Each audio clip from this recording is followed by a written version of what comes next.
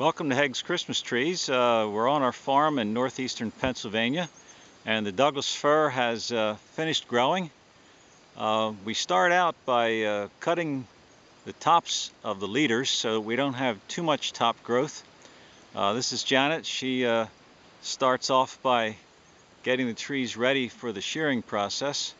Well, here's one that looks like the leaders weren't central, and she's going to use some flagging tape to tie them together so that one will become the leader and be straight, the other will be cut off.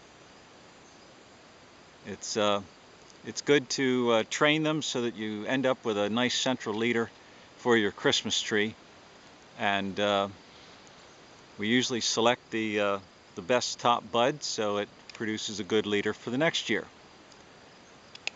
We usually let the growth go about a foot to 16 inches. She's looking for a good bud there. All right, there it goes. All right, we have a few more trees to do here, as you can see. This one looks like it needs to be tied also. Those two leaders were not central, and they need to be pulled together.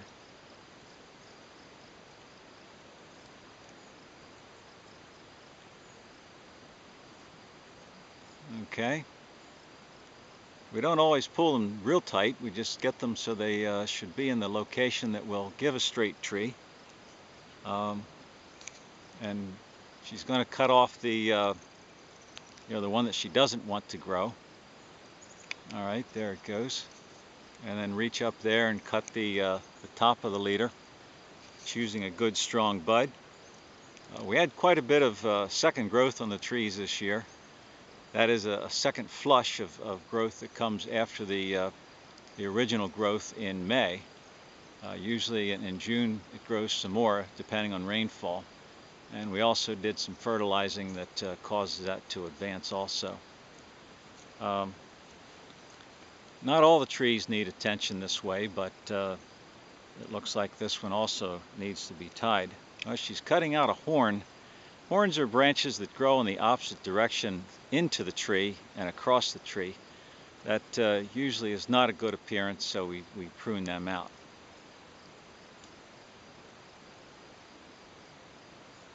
Okay, that one's being tied tight.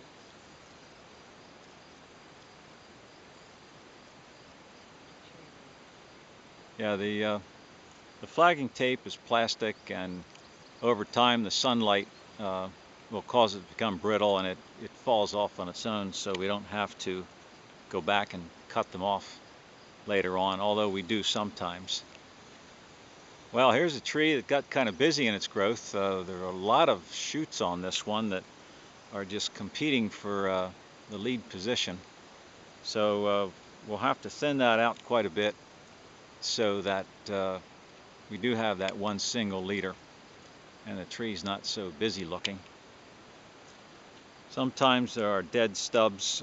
She's cutting out the dead stub there. That was left over from cutting the top last year, and we like to clean them up so it just gives you a neater looking tree. All right, that's a lot better. There's a long thin one there that we really don't want.